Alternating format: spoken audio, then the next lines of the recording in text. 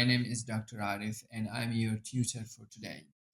On this channel, we simplify medical knowledge from surgery, medicine, ops, gynecology, obstetric, and related specialities so that learning medicine becomes easy and approachable for everyone. With that said, let's jump to today's session.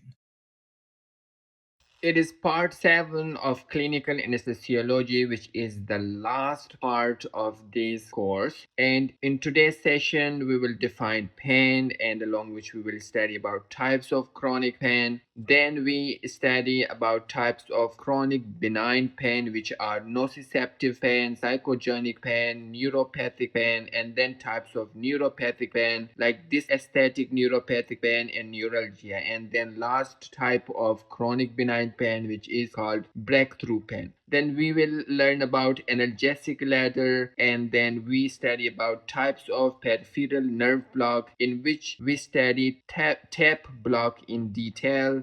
And then we study about the autonomic nerve block and types of neurosurgical procedures for controlling pain. And then we come to know about different ways of controlling pain during labor. Then we learn about pain intensity rating scales, and then ICD-11, which is the modified form of International Association for Study of Pain, that is IASP. So pain, it is defined as an unpleasant sensory and emotional experience associated with actual or potential tissue damage. And this is called the fifth vital sign. And there are two types of chronic pain. So, acute pain is a type of pain which lasts less than 3 months, and it is having an underlying cause. And that pain is eliminated when the cause is removed. However, chronic pain is such kind of pain which lasts for more than 3 months, and they cannot be eliminated when the underlying cause is being removed. And chronic pain is of two types: chronic benign pain and chronic malignant pain. The first one, the chronic benign pain, it is defined as that a patient with a life expectancy of more than 2 years and who has pain that cannot be eliminated by treating underlying cause. And types of chronic benign pain are nociceptive pain, psychogenic pain, neuropathic pain, and then comes breakthrough pain. Nociceptive pain is caused when a real stimulus activates pain receptors from inflammation or ischemia. It is localized and described as sharp, aching, throbbing, or cramping pain. It is of two types: somatic pain, that is arises from skin, muscles, joints, and bones, and visceral pain, which arises from internal organs, such as example of which is kidney stones and peptic ulcers. The second type of the chronic benign pain is psychogenic pain, which is associated with the depressive illness. And third type is neuropathic pain. It is caused due to damage to pain receptors or nerve. The causes of neuropathic pain syndrome are post-amputation limb pain, which is also called phantom pain, post-thoracotomy pain, post-mastectomy pain, brachial plexopathy, lumbar spinal plexopathy, and celiac plexus infiltration. And then neuropathic pain is further divided into two types. One is called dysesthetic neuropathic pain, and it is characterized by tingling, burning, and radiating. Example of which is multiple sclerosis, spinal cord injury, or diabetic neuropathy. And you can treat it with oral pregabalin or gabapentin or tricyclic antidepressants like amitriptyline. Or topically, you can apply lidocaine patch, which contains 5% lidocaine, or capsaicin cream or patch. The second line drug for treatment of dysesthetic neuropathic pain is selective norepinephrine reuptake inhibitor like duloxetine, or opioid like partial mu receptor agonist called tramadol.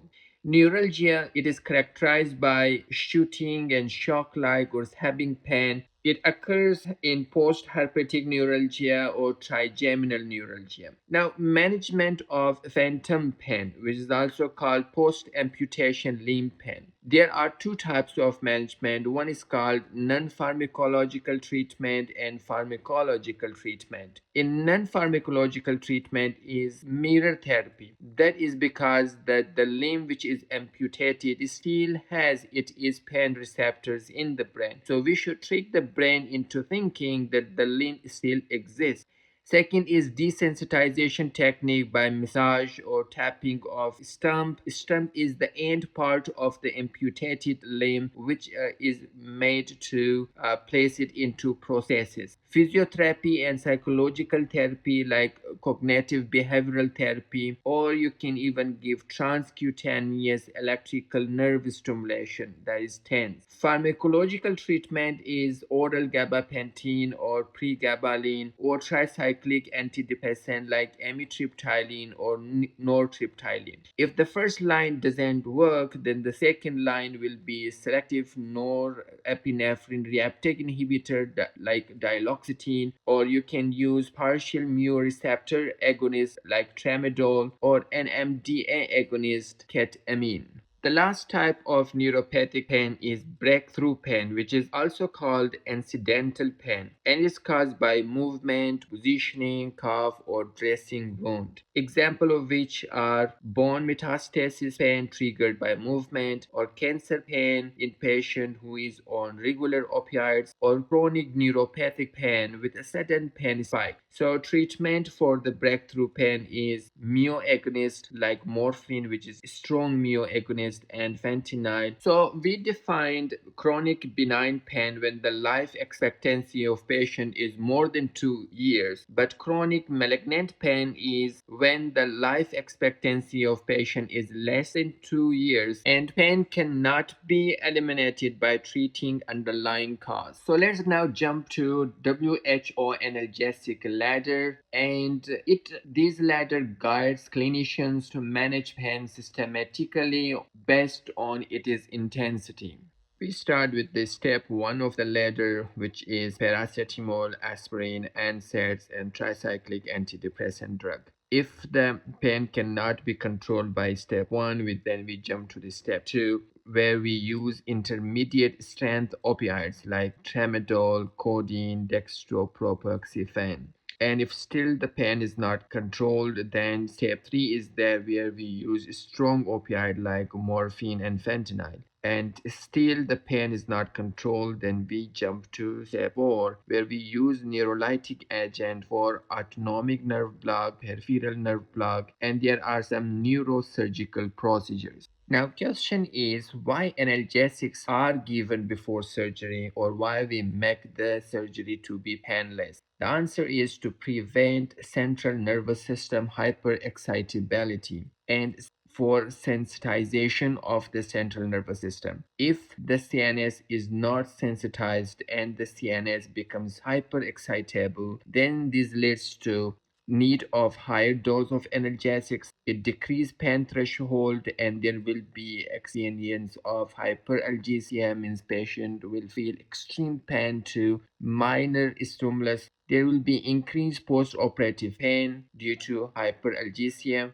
increased sympathetic response like high BP, high blood pressure, and high pulse. And due to high blood pressure, there will be a high risk of type 2 MI or cerebrovascular event like stroke. And pain increases the cortisol, which delays healing and suppresses immunity, due to which there will be a high risk of post-operative infection. So let's now talk about step 4 of WHO analgesic ladder in detail, inside which we will talk about autonomic nerve block, peripheral nerve block, and neurosurgical procedures. But before this, we should have knowledge of neurolytic agents, the agents which are used to destroy the nerve or nerve endings. The first is phenol. It is hyperbaric when it's combined with glycerin, so it thinks and gravity dependent spread of it occurs. It destroys nerve by protein denaturation. And the next type of neurolytic agent is ethanol. It is hypobaric, so it flats and spread upward against the gravity, and it destroys nerve by fat extraction, which leads to dehydration of the cells or neurons. So types of peripheral nerve block, such as for abdomen, we can use TAP block, and we will talk about this in details. For upper limbs, we can use brachial plexus block. For lower limbs, we can use sciatic block, femoral block, popliteal block, or ankle block. For thoracic or for chest or trunk, we can use intercostal block, paravertebral block, intrapleural regional analgesia. And for breast, we can use intercostal or paravertebral block. And for hernia or hyphae, we use ilioinguinal or hypogastric block. Then for autonomic nerve block, we can use stellate ganglion block or cervicothoracic ganglion block. These ganglions are blocked for pain which originate from face, head, upper limb, and upper chest. And the next one is Gasserian ganglion block or trigeminal ganglion block. Here we will block all three divisions of trigeminal nerve. Then sacrococcygeal ganglion or ganglion impair block. We block this ganglion to block the pain which originates from perineum, distal rectum, anus, vulva, distal urethra, and coccyx. And for blocking pain of lower limbs, pelvis, and some pelvic organs, we block lumbar sympathetic flow. And then celiac plexus block or solar block is used for pain originating from stomach, liver, pancreas, spleen, kidneys, intestines up to transverse colon. And superior hypogastric plexus block is used for pain originating from bladder, ureters, rectum, prostate, uterus, ovary, and testes. And there are some names of neurosurgical procedures for controlling pain, like anterolateral cordotomy, dorsal root ganglionectomy, dorsal root entry zone lesioning, chemichirotomy, and rhizotomy. For medical students and medical graduates, only names are enough because we need a detailed lecture to study all of them. Now here we will discuss transverse abdominis plan block or TAP block in detail. It is used to block peripheral nerve of T6 to L1 which is applied to anterior abdominal wall. And now the nerves of T6 to L1 enters the triangle of Pettit or inferior lumbar triangle, and local anesthesia is injected into the fascial plane between internal oblique and transverse abdominis muscles of the triangle of Pettit. So let's now talk about the boundaries of triangle of Pettit or inferior lumbar triangle. Posteriorly, it contains latissimus dorsi, and anteriorly, it contains external oblique muscle, and inferiorly, it is bounded by iliac crest. The floor is made by internal oblique muscle, over which there is transversus abdominis muscle, and local anesthesia is injected between the internal oblique muscle, which covers the floor, and transversus abdominis. Let's now talk about different ways of controlling pain during labor. So now pain causes release of endorphin, which we also call it adrenaline rush. But severe pain causes release of cortisol, which affect carbohydrate, protein, electrolyte metabolism, and decrease placental blood flow to fetus, which leads to fetal hypoxia and acidosis. And as well as cortisol for being steroid, it delays healing and also suppress immunity, due to which it increases the risk of infection. So one way to decrease pain during labor, that is nitrous oxide combining with oxygen in a ratio of 50/50, and this is called Antonox. Water therapy, that is the mother is asked to sit into water having a temperature of 35 to 37 Celsius. Hypnosis or acupuncture, transcutaneous electric nerve like electrodes are placed on T10 to L1, and then electric shock is given. Spinal anesthesia like epidural anesthesia can be used, and some opioids can be used. But however, opioid has some side effects because opioid crosses placenta and causes respiratory depression, poor sucking reflex, and low Apgar score in newly born baby. And however, in a severe condition, you can use short-acting opioids like fentanyl, pethidine, and remifentanil.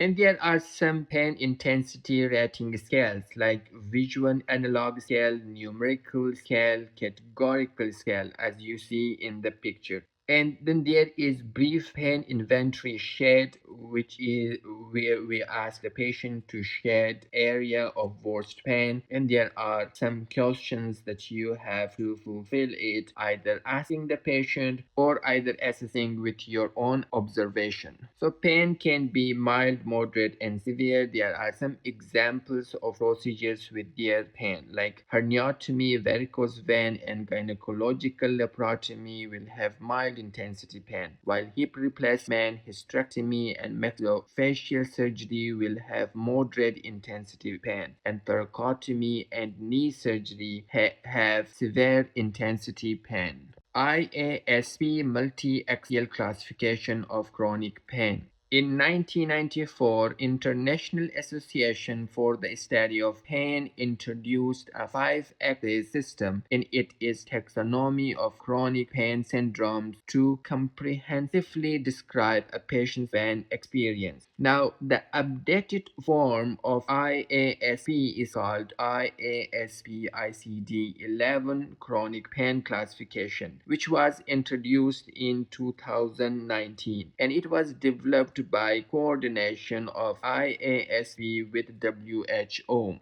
And this updated form has seven categories. Number one is chronic primary pain. Two is chronic cancer related pain. Third category is chronic post surgical or post traumatic pain. Fourth is chronic neuropathic pain. Fifth is chronic secondary headache or orofacial pain. Sixth is chronic secondary visceral pain, and the seventh and last category is chronic secondary musculoskeletal pain. So these are the seven categories of IASP ICD 11, which is formed by IASP and World Health Organization. Thank you so much for watching this lengthy lecture till the end, and this is the end of the clinical anesthesiology and pain management course. And if you would like to download the complete handwritten notes of all seven parts of this course, you can find them on my Udemy course and on the Teachable platform. Don't forget to check them out, and I will see you in the next course, and we will learn together a lot of things. Thank you again for following me, for watching my videos. Please subscribe my YouTube channel, follow me in the Udemy and Teachable, and I will be so grateful of you. Have a great time and stay safe.